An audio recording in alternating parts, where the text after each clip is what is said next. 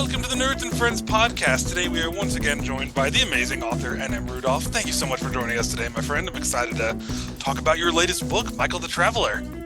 Yes, indeed, sir. Thank you for having me again. Of course. Yeah. Well, you're the leader. Tell me what's going on. What's the plan? Oh, I don't know. I just got here. No, I'm excited to hear all about the book. I know we talked about it a little bit the last time we had you on the podcast, and I guess for those who haven't seen that episode, let's dive in with just a quick kind of lead into the book. Like, what's it about? What's the story of Michael the Traveler? For sure. So Michael is a stable hand at a monastery. And he has lots of really vivid, really trippy dreams. And he's like, they're sort of throwing him off. He wakes up late and the abbot comes and scolds him. He's like, why aren't you doing your job? Yeah. But then, ever so soon, Michael discovers his dreams are actually him traveling to different dimensions, different worlds.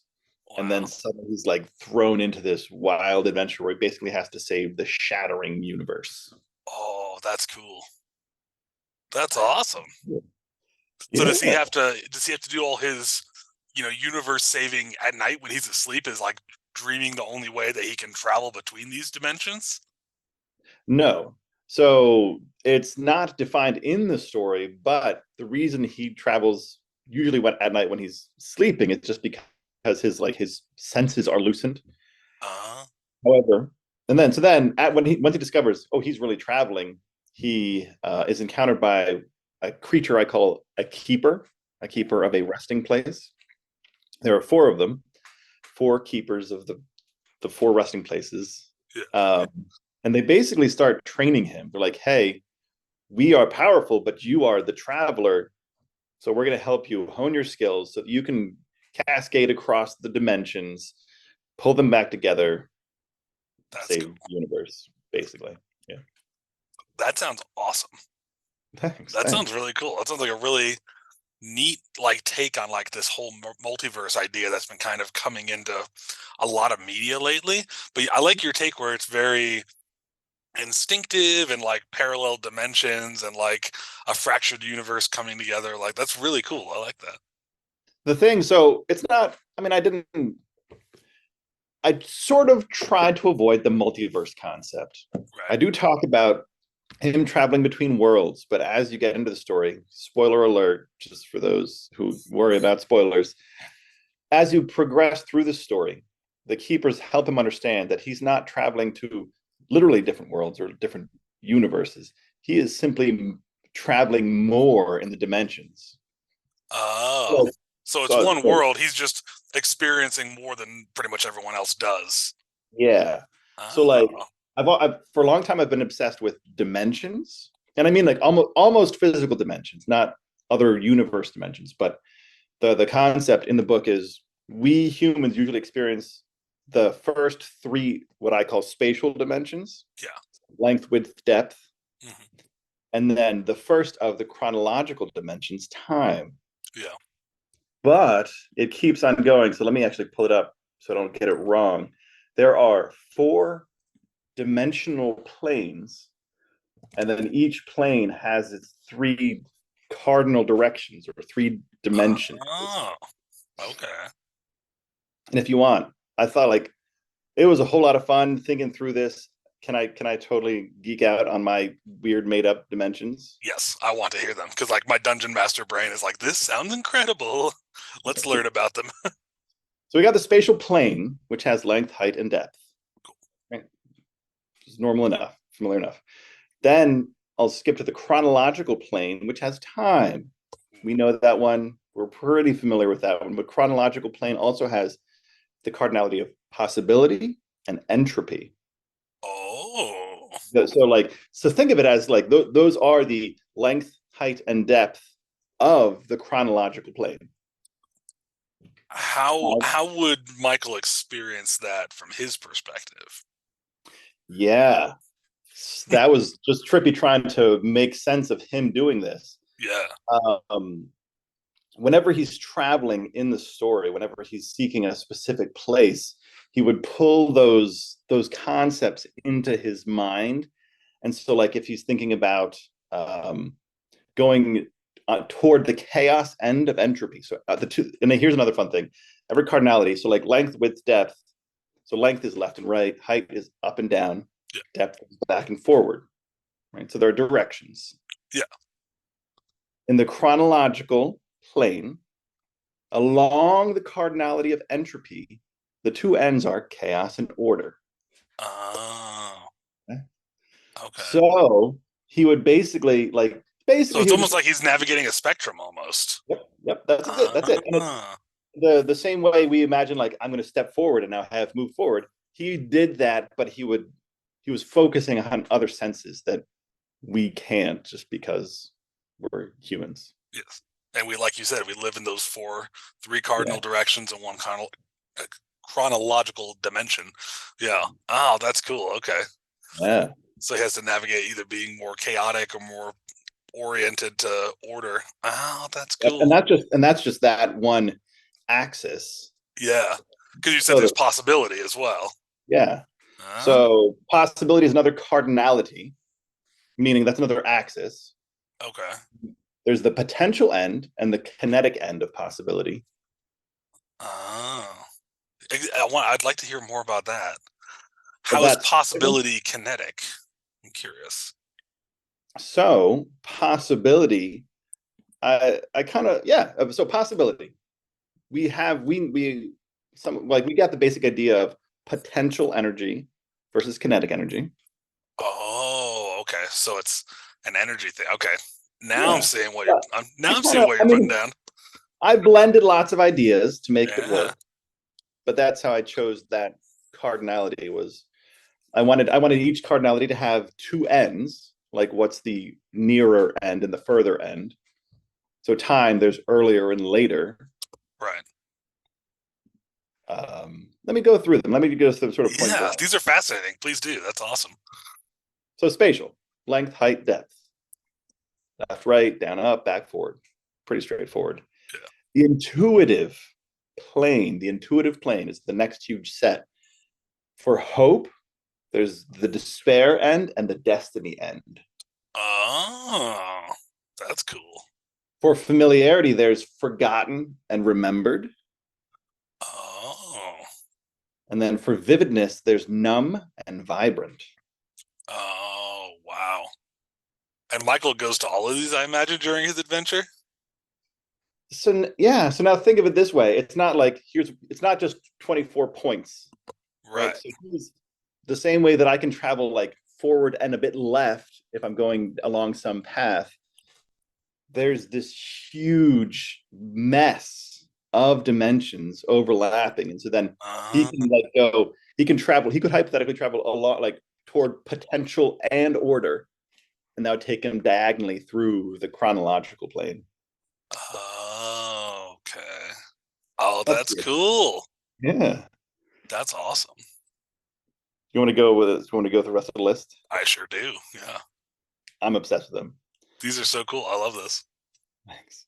So on the chronological plane, there's time, which has earlier and later ends. Hmm.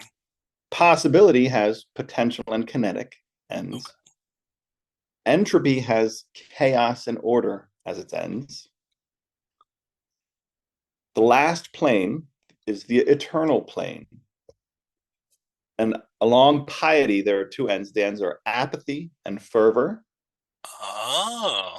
Along the faith axis, there is hubris and loyalty. Oh. And along the truth axis, there's duplicity and veracity. I like that. That's cool. Yeah, I mean, I did flex a lot of rules, and I kind of glazed over at defining how they worked, but I think it kind of makes at least Yeah. sense. Well, and I feel like it's better to go with Michael navigating it in his own mind as opposed to trying to like really quantify it because these are things we can't quantify because they don't exist in the reality that we have except as concepts, whereas if they turn into actual dimensions and like you said directions that govern spatiality, then it's a whole different ball game. So Yeah, that's really cool. I like that. thank you. How did this story begin? Was it just like your fascination with dimensions and concepts, or like I'm curious the origin of this book? Yeah, thank you. Honestly, this was many years ago. I was working on another book. I think I was working on Meadowvale, Oh, and I would get stuck, and I'd start to overthinking things, and I'd get angsty. So I said, all right, I need some outlet where I have no rules, there are no boundaries, there's no need for following any kind of physics or anything. yeah. And I would write. It was usually once per week. I would write a short sketch, like about 1,000 words. A little. I would call them chapters. They were like little mini blips. Yeah. Alongside that, I was also practicing visuals and scenery because I didn't feel confident with that. So they Mm, were usually very vivid scenes. And I did that. I just like once per week. It was kind of loosey goosey. It was usually about Michael, yeah. but he would just go anywhere for any reason. I didn't make any rules. I didn't say, he traveled along this path and now he has discovered this place. It's just sort of like poof, the next chapter, he is just in a whole new world. Nobody knows why. Ah, Because I didn't want rules. yeah. But then I don't know, I was like some 30 chapters in. So it was like 30,000 words in. And I thought to myself, oh, I guess this has to be a book now. Yeah. So then I kept on pushing forward. And that's when I was like, all right, let me not, I was like so adamant about not requiring tension or strict rules. Like Yeah. I didn't want to get angsty about it, but I did start pursuing. Okay, how does this crazy universe make sense? And I think I did a fair job still of saying I'm still going to be free. Yeah. He's going to go wherever I want him to go. Anything's going to happen. It doesn't matter. Yeah. The possibilities are endless unless you're going towards kinetic energy. Then they're finite, maybe? I don't know. Well, possibility is built into both potential and kinetic energy. Right. Fascinating. Oh, my brain's Oh, going to be simmering on that for a couple hours after this interview. my goodness. I could ramble all day about how I tried to embody those themes. So, like, I even have in the story, um, after a whole lot of stuff happens, Michael encounters what are called guardians. As opposed to the keepers who have been helping him and training him and informing him. And okay, tell me about So these the keepers, guardians. so the keepers are humanoid beings. They're Okay. person. Um, it's never stated explicitly, but they seem to be immortal. Like they seem to have been around for as long as whatever. Right. The resting places are the like the where the axes meet. Oh, kind of like that zero on both axes, just that. Yep. Okay. Yep. It's like not a literal origin, but kind of like that, where Yeah. Origin they point. and Yeah. they yep. And they keep those, meaning they sort of govern those.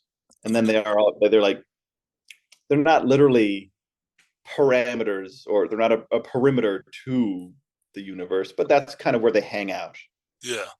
And their reach goes extends a certain distance, like Staffro, for example. He's the chronological Okay. keeper of the chronological resting places. And he can go, he has a lot of power inside of his planar reach. Right.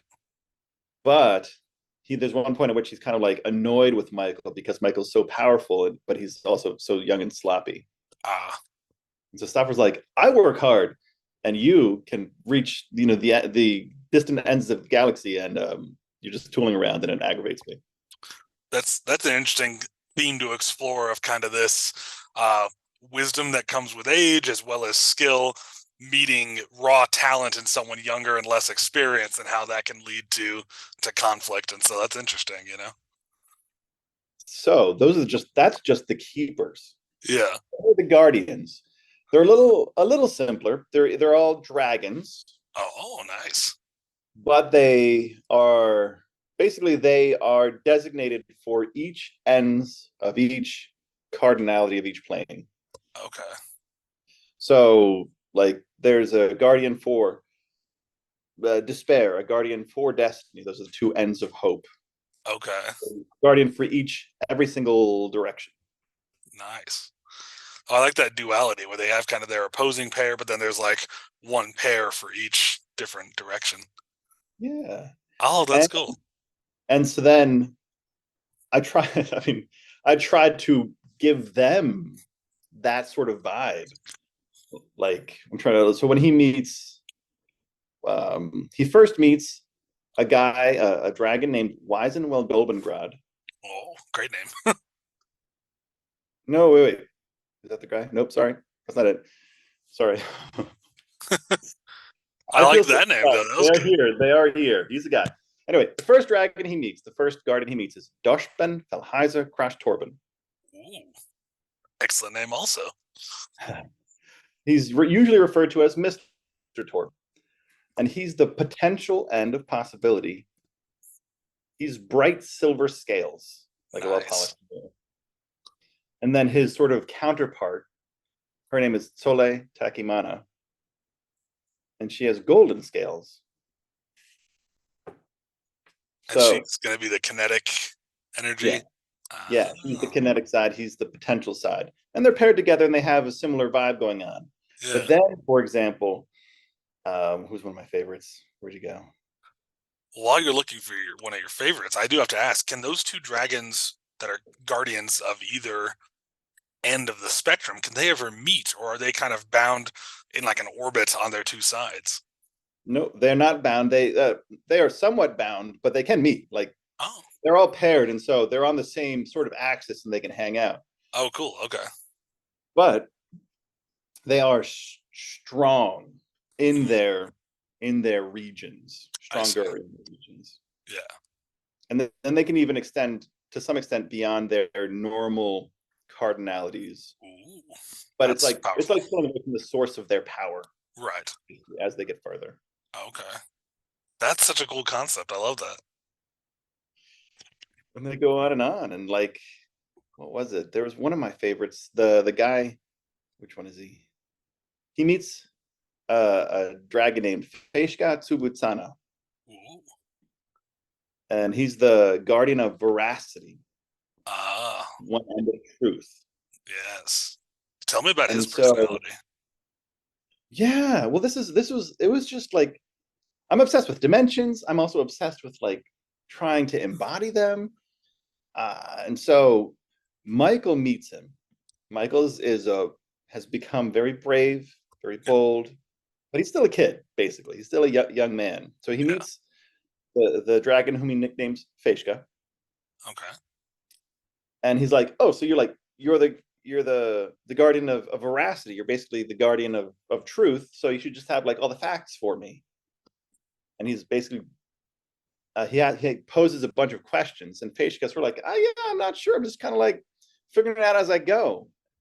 And Michael's like, "What the heck are you talking? You're the guardian of veracity. You should know things." He's like, "Just because I'm like the guardian of truth doesn't mean I suddenly have magical knowledge. I mean, Oh, that's unexpected. I like that. Yeah. yeah."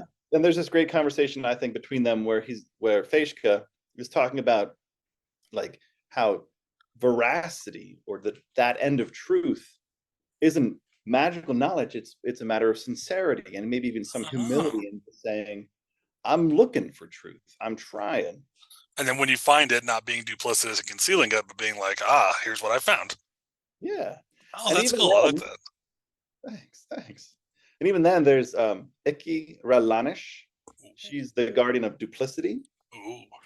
but she's so. I tried really hard. I didn't want them just simply to be what their directions are, what their cardinalities are. I didn't want her Yeah. just to be a duplicitous dragon. Yeah. You didn't want one who's just like Regardless, blunt and upfront and the other who's just like, everything I say is a lie. That's no fun. Yeah. yeah. But I want them. What I wanted to offer them was like a deep understanding of that reality. Mm. And so if there's a guardian who specifically understands veracity, he can handle it well, and he tries to be sincere as far as he can. Whereas Lanish, the guardian of duplicity, she's not like, oh, I'm going to lie to you. She just has a more intimate understanding of it and can help Michael navigate that as he's trying to overcome the barriers in that dimension. Okay. Wow. I love that. That's really cool. Thanks. So Yeah. it's like it was a big, long-winded, somewhat vague, but very sincere exploration of virtues and vices and how to overcome them and Yeah. all that kind of stuff. Well, and I feel like vague is almost like there's a kind of a negative connotation to vague, but I feel like in storytelling, it's really important to show the limit of understanding that people have. And if you kind of work around that, then it feels like obtuse or on the nose. So I feel like a certain amount of, I prefer like mystery or crypticness to vague. But yeah, I think that if you were just like, here's exactly how this work in ones and zeros, it like wouldn't be as compelling, you know? That's fair. Yeah, Yeah. thanks. I appreciate that because I did Michael the Traveler. I do think at the end it came to a like a beautiful, tangible cohesion, but there's so many pieces that are just sort of it happened and nobody knows why. Yeah. Well, I think when So you're exploring, multiple dimensions, like I'm sure, unless you're some all-knowing being, like you're gonna have those instances of like, I don't quite understand how that came to be, but it did, and here we go, like, so that's cool. thanks, thanks. That's Yeah. fascinating. Wow. So, So and that's oh good, sorry.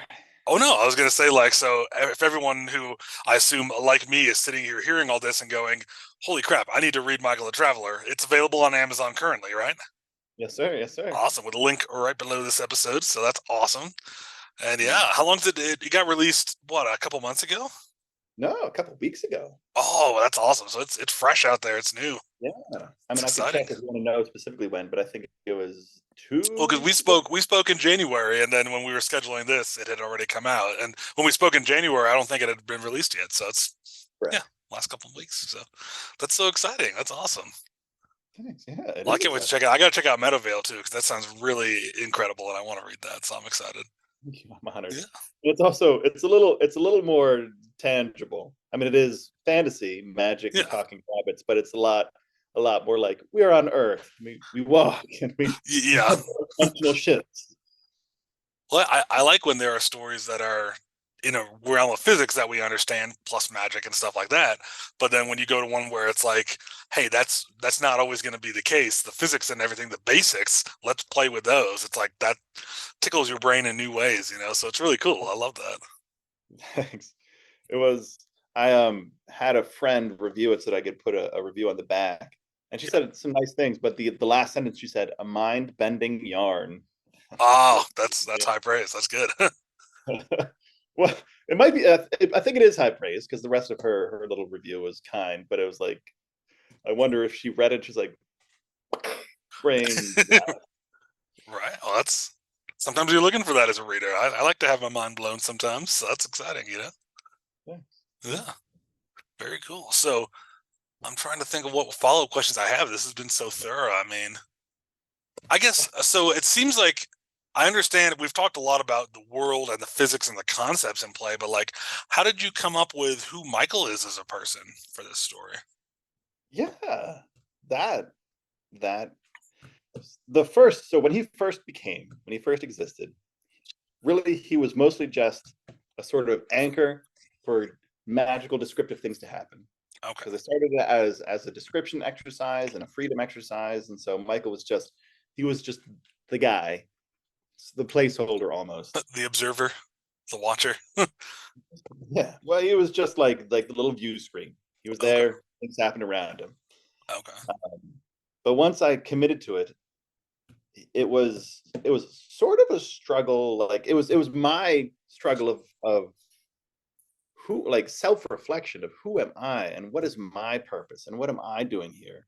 Uh, One of the things, oh sir, one of the things that I used this book for was a raw personal outlet. oh, And so, like, it's not a journal entry. I didn't say, "Oh, I'm upset today about something that so and so said," and here's Michael doing this. right. But I basically paused, sensed, or like, I'm feeling this thing today. How do I put that into this story? Michael's going to have a really rough experience with this or something like that. So the way I formed Michael was basically he was he became after being just a placeholder of this guy for writing exercises. Then he Yeah. became this is my just sort of heart outpouring. Uh, And most of the chapters were, I mean, they're all, I tried really hard to make them kind of trippy and say, hey, you don't need to pretend that this is Nathan. But somehow, kind of overlapping with that, it was usually just a vulnerable, I am feeling this. I'm feeling despair, or I'm feeling loneliness, or I'm feeling incompetent, or I'm feeling young, or I'm feeling old, or I'm feeling tired. And Mm. it was usually more specific than that because things were going on in my life, but it was those energies that I sensed in myself, and it's like, well, Michael's going to do that today. Yeah. That could be a really helpful way of like kind of exercising those energies from you to lower their intensity in your own body and mind, you know? Mm-hmm. Almost like like you said, some people, do standard journaling for that or talking to other people, and then you're taking those energies and putting it into a story and creating something. So yeah, that's a good way to lower the intensity of feelings, you know? Maybe. I don't know. It doesn't lower the intensity, but it does make me feel less insane, I guess. Or I help don't or help process them. Yeah, know. Yeah. That's cool. Yeah. That's fascinating. And that's what he became. He was Wow. just going through lots of struggles and a lot of internal struggles. I mean, there was one chapter where he fought some dark shadow beasts, Ooh. got severely injured, and he wakes up and he's like feeling hurt and tired and whatever. And one of the keepers comes in and is like, "Hey, buddy, let me carry you out. You're injured." Yeah. He has breakfast. He's chatting with the other keepers, and they're sort of being. They seem a little standoffish for some reason. Michael's Mm. like, "So how long was I out?" And he sees them all like kind of turn away and be like, Oh, what the- and then he discovers he was unconscious for a year whoa. A and year. a whole year. And so he then kind of has this outburst of like, what the heck? Everything like my life is useless. I am so far behind. I'm never going to catch up. Darkness is taking over the universe. What am I even doing here? And there were some things going on in my life at that time where I was feeling late and I was feeling like it's futile. Why am I even trying? Yeah. So that's just one sample. I mean, the whole book is a cascade of me being like, oh, I'm feeling this. Here goes Michael. Well, now I'm gonna be like, because I know that feeling too, of feeling behind in life. And so with Michael having that, oh, I've lost a year suddenly, I'm like, what happens next? How does he get through that? But I'll have to save it when I read the book. But that's see that get that I think that's a very relatable feeling that people have. And so as a reader, I'm like, well, how's Michael gonna navigate it? Because maybe that'll help me navigate it subconsciously. It's kind of the yearning there. So that's cool. Can I tell you actually what I wrote? Yes, please do. Yeah. So I also used the book as a sort of like, Nathan, you're having lots of problems. How would you encourage yourself? And so the keepers were usually like the Michael, let me encourage you. Yeah. And that was me trying to encourage myself. One of the keepers, after they have a brief update about him having been unconscious for a year, she says, "You know what, Michael, I think we should dance." And he's like, well, "What the heck are you talking about? We're dancing after I've wasted a year and everything's going to the business is hitting the fan." Yeah. And she says, "If you've lost a year, what 1 hour of dancing is not going to hurt you." Mm. And so then the other keepers, they start playing music all of a sudden, and he's like, "What the heck are you guys doing?" And the one Lapracy, the girl that was talking to him, she just starts dancing by herself. And he's Yeah. like, they're playing music, she's dancing by herself. He's starting to feel awkward because at first he was like, "I don't want to dance. This is not the right time." But now he's alone, and so he joins her. Yeah. And there's this sort of like, okay, you know what? Maybe the world is falling apart, but we don't have to stop being hopeful or virtuous. Yeah. And Oh, that's that, nice. yeah, and that iterate like that comes up a couple times. Even one of the keepers, Staffro, he's probably the more brooding of them Mm. all. Yeah. And he feels somewhat similar. He's like, "Michael, I warned you guys. I told you he shouldn't have done that thing, get himself in trouble, and now we're way behind and like it's all stupid." Yeah. Lapracis reminds him, I mean, he has a similar view of like, this is a waste of energy. And she's like, "Staffro, even if the worlds are falling apart, we can still hope. We can be virtuous up until the end. If it really comes to that, we can be honorable." And that was, and again, like that was me talking to myself where I was feeling despairing. And then I was like, "Nathan, you don't, let's pretend for a moment, Nathan, that the whole universe is falling apart. Then, if it literally is falling apart, then there's no worries at all. And you can go be kind and you can go work hard. And at Yeah. least you'll meet the apocalypse with a smile on your face. And A good life hard behind you. work. Yeah. Yeah, basically. Yeah. Maybe, yeah, Well, something. the best life you could have lived behind you. Yeah. That's, Yeah, oh, it's a beautiful sentiment. I like that. yeah, and that's what most of it. I mean, of course, there's the story, and I think it Yeah. has a cool plot going on, but a lot of the energy behind it was that sort of the world is falling apart, feelings, Mm, and how do I be brave? How do I be bold? yeah. Well, I think that's a very relatable feeling to be working through. So I think this book's going to appeal to a lot of people. That's really cool. Thanks. Yeah. Yeah. That's awesome. Wow. I have so much to like think about tonight. Like, I'm going to be sitting. I slept in today because it's my day off. So when I'm inevitably having trouble falling asleep tonight to get back on schedule, I'm going to be like, wow, like just letting all that, soak into my brain. That's really cool, man. That's awesome. Thank you. Yeah. Yeah. I mean, I packed. It was a lot of. Again, I tried hard. I used my imagination, yada yada yada. But a lot of it was internal struggle and how do I grow up? How do I face unexpected challenges? Yeah. How do I access the strength that I can? How to be more than I currently am? Yeah. But then I shoved it into Michael. That, oh, I can't wait to read this. That's really cool, man. That's awesome. Yeah. Dude, this was awesome. Thank you so much for coming on the podcast. I can't wait to publish this and share it with everyone. Gosh, I appreciate your enthusiasm. I appreciate your questions and your time and your Yeah, graciousness. of course. No, this was excellent. I have so much to think about now. And oh man, for everyone who's watched this, go check out Michael the Traveler on Amazon right now by N.M. Rudolph.